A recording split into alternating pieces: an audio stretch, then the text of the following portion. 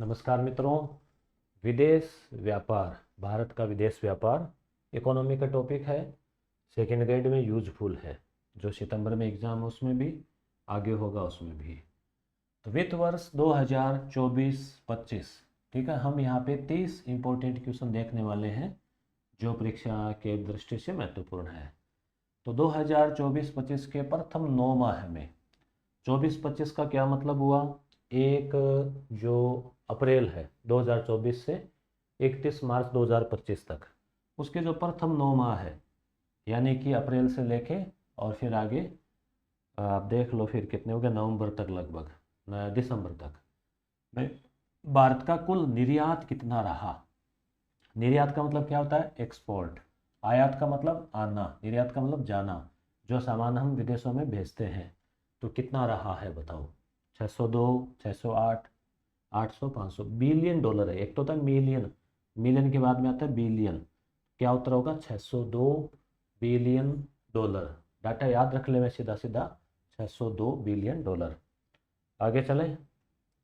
वित्त वर्ष 2024-25 में अप्रैल से दिसंबर तक जो 9 माह में भारत का कुल आयात कितना रहा? तो निर्यात तो था 602। अच्छा, अब आया कितना? ये भी इम्पोर्टेंट है, याद रखना है, कई बार डाटा पूछ लेते हैं। तो कितना आया बताइए? तो आयात जो है वो है 682। आयात जो है वो है 682। तो यहाँ पे हो गया 682। तो हमने निर्यात तो किया 602 बिलियन डॉलर, और मंगाया हमने सामान ज़्यादा 682 का। इसका मतलब हमारा जो व्यापार है वह है ऋणात्मक वृद्धि दर है, या घाटे में है, परंतु ज़्यादा चिंता करने की आवश्यकता नहीं है। वर्ष 2023-24 में विश्व वस्तु निर्यात में भारत की भागीदारी कितनी रही? अब आप कहेंगे 23-24 का दे रहे हैं, 24-25 का क्यों नहीं दिया? तो ये डाटा, ये कुछ डाटा लेट जारी होते हैं, तो इसलिए 23-24 का ही है। तो वस्तु निर्यात में भारत की भागीदारी कितनी रही? अभी विश्व में जितना भी निर्यात हुआ वस्तुओं का, उसमें भारत का कितना परसेंट रहा पूरे वर्ल्ड में? तो बताइए क्या उत्तर होगा? यानी 1.8% योगदान। कुल विश्व में जितना भी निर्यात हुआ, मान लो विश्व में कुल 100 संख्या में निर्यात हुआ, तो 1.8% उसमें भारत का है। वित्त वर्ष 2024-25 जो प्रथम जो 9 माह है उनके डाटा जारी हुए थे, में भारत का चीन से आयात, संपूर्ण आयात का कितना प्रतिशत है? तो जितना भी हम कुल आयात मंगवाते हैं सामान, चीन आपको पता ही है प्रथम पे है, फर्स्ट पे है।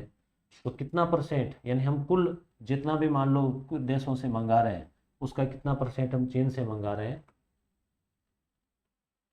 तो चीन का जो है वो है 15%। 15% जो है, ये आपको याद रखना है डाटा, चीन से हम मंगवा रहे हैं आयात।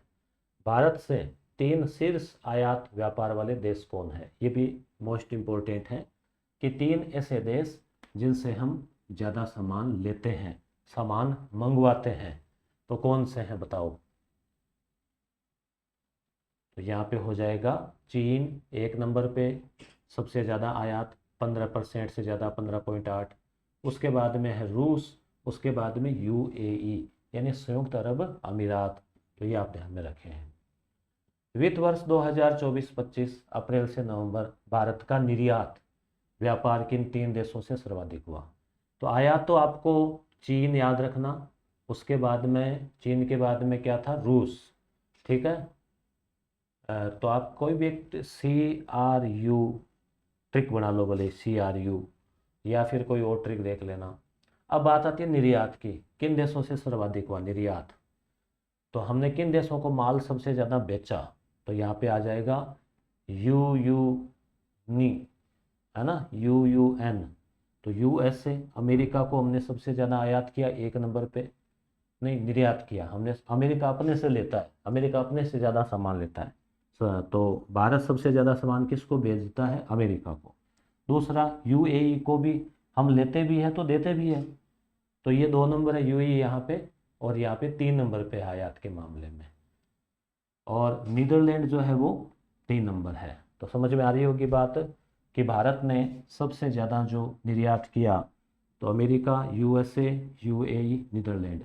सबसे ज़्यादा जो आयात किया तो चीन, रूस और फिर यूएई। ठीक है, तो ये दोनों ही चीज़ें आप याद रखना। वर्ष 2024-25 में भारत का सर्वाधिक व्यापार घाटा किस देश के साथ रहा? तो व्यापार घाटे का मतलब क्या होता है कि हम सामान लेते तो ज़्यादा हैं और देते कम है, तो घाटा हो गया ना। तो ये किसके साथ रहा? तो आपको आइडिया लग गया होगा कि चीन के साथ में। हमारा आयात जो है ज़्यादा है, निर्यात जो है वो कम है। वर्ष 2024-25 के पहले 6 माह में भारत से कौन सी मद निर्यात में सर्वाधिक रही? अब ये भी इम्पोर्टेंट है कि हमने निर्यात तो किया, किन किन देशों को किया, कितने डॉलर किया। अब निर्यात में कौन सी चीज़ सबसे ज़्यादा निर्यात की? भाई बात व्यापार की चल रही है ना, तो इलेक्ट्रॉनिक की, रासायनिक वस्तुएं की, इंजीनियरिंग की, या कोई नहीं, तो इंजीनियरिंग वस्तुएं यहाँ पे हो जाएगा। ये भी इम्पोर्टेंट है। वैसे सरल है, आप पढ़ लेते हो तो सरल है, परंतु जब आप पढ़ते नहीं हो तो फिर तुक्का बैठता नहीं है ऐसे प्रश्नों में।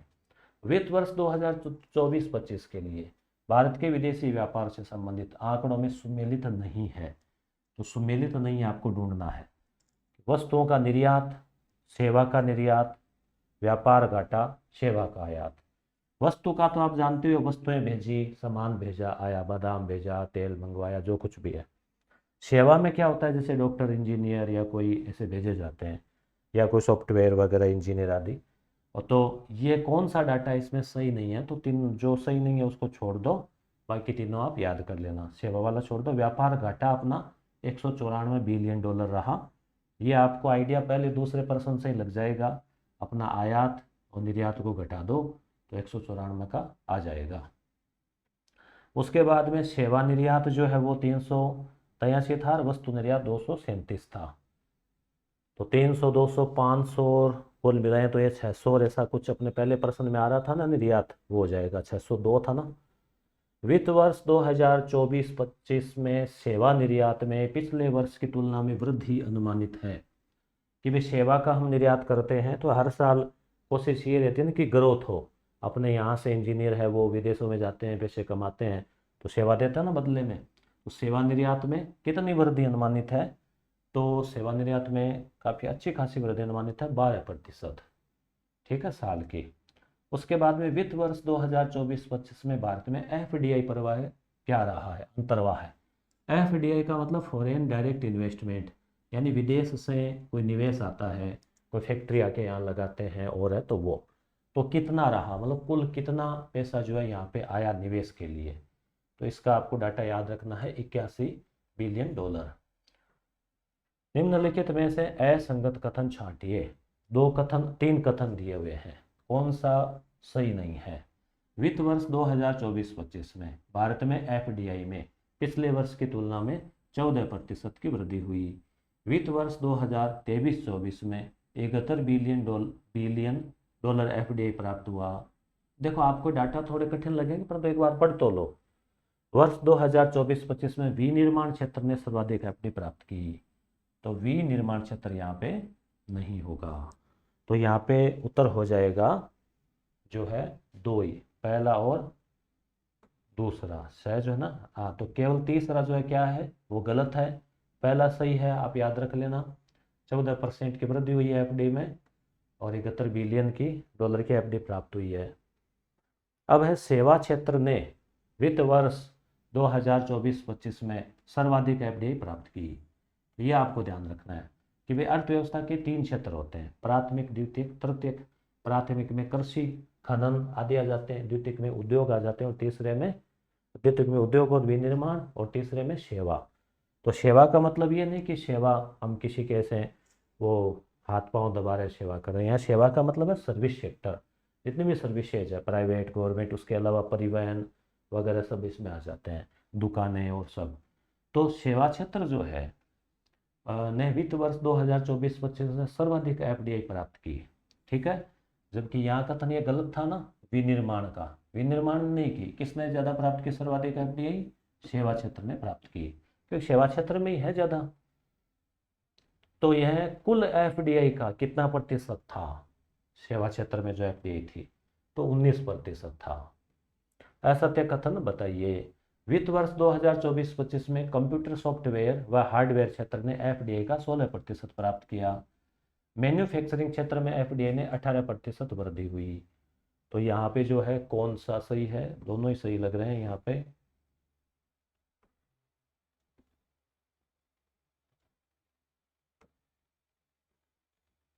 तो यहाँ पे कोई नहीं, कोई नहीं का क्या मतलब हुआ कि असत्य कोई नहीं है, मतलब दोनों ही सत्य कथन है, पहला और दूसरा।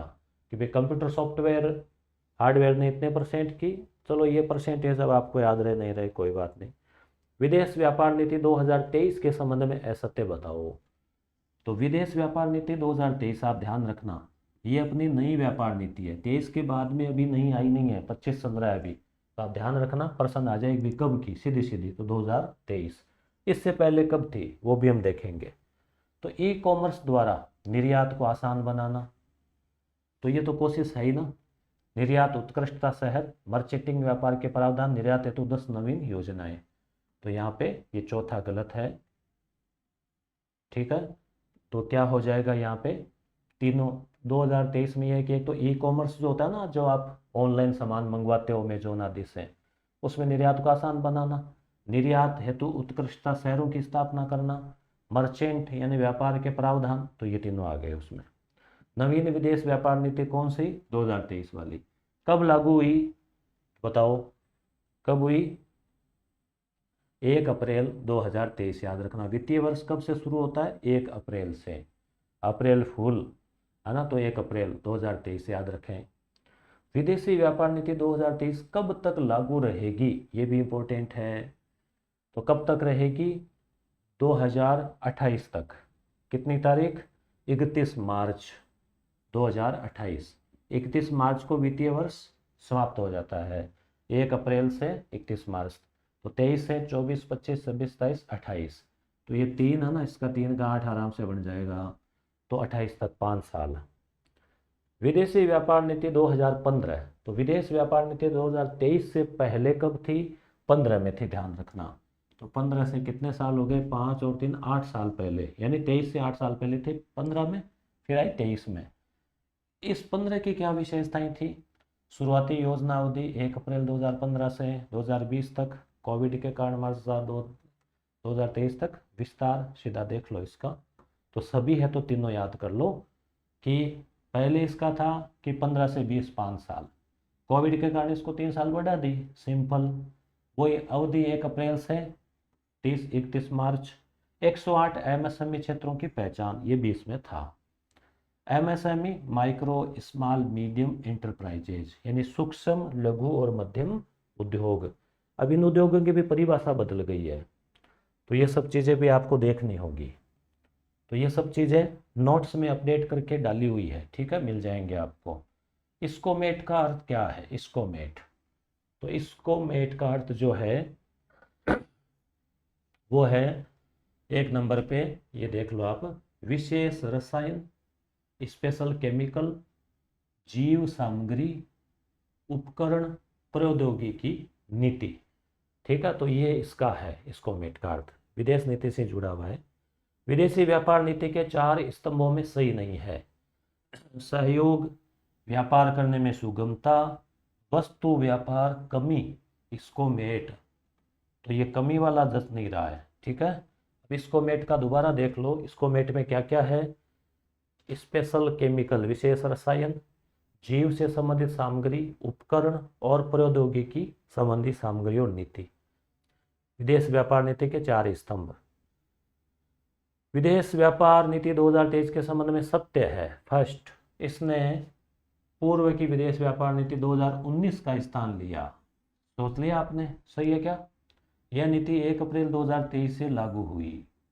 तो क्या सही लग रहा है आपको, केवल सेकंड, ठीक है, सेकंड, अच्छा थर्ड और है ना, सेकंड और थर्ड भी है। नीति का दृष्टिकोण 4 स्तंभों पर, 4 स्तंभ, इस्कोमेट वो सब, तो ये सही, ये सही, परंतु ये क्या होगा यहाँ पे 2015 का स्थान लिया, जो 2020 तक थी, फिर 23 तक बढ़ा दी। उसके बाद में विदेशी प्रत्यक्ष निवेश के संबंध में सत्य है, क्या सत्य है बताओ।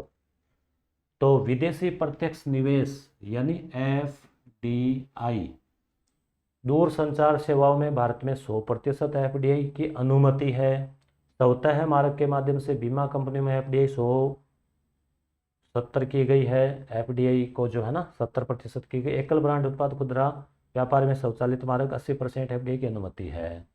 तो ये आपको देखना है इसमें कौन सा गलत है। तो फर्स्ट और सेकंड जो है ना वो ही सही है, तीसरा गलत है। तो दूर संचार सेवाएं, टेलीफोन और ये 5G और इसमें 100% अनुमति है।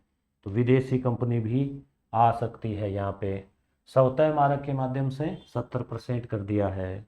ठीक है, ये तीसरा सही नहीं है। अगला, वर्ष 2024-25 में भारत को प्राप्त एफडीआई में सिंगापुर की हिस्सेदारी रही है। तो सिंगापुर में क्या है, सबसे ज़्यादा सिंगापुर से आती है अपने एफडीआई।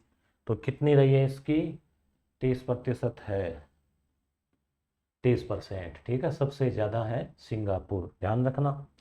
महाराष्ट्र ने, ये भी इम्पोर्टेंट है, वर्ष 2024-25 में भारत में कुल एफडीआई अंतर्वाद का 39% हिस्सा प्राप्त किया। अब आपसे पूछ लें कि भाई सबसे ज़्यादा एफडीआई कौन से राज्य में आई, विदेशी निवेश, तो महाराष्ट्र में आया, ध्यान रखना। कर्नाटक की हिस्सेदारी प्रतिशत क्या रही, दूसरा स्थान रहा कर्नाटक का। ठीक है, तो कर्नाटक का क्या रहा सेकंड स्थान में, तो कर्नाटक का रहा 13%। ठीक है, बाकी अन्य राज्य हो गए। वित्त वर्ष 2024-25 के दौरान संचयी निर्यात वस्तुएं और सेवाएं 5.50% बढ़कर कितने बिलियन अमेरिकी डॉलर होने का अनुमान है। संचयी निर्यात,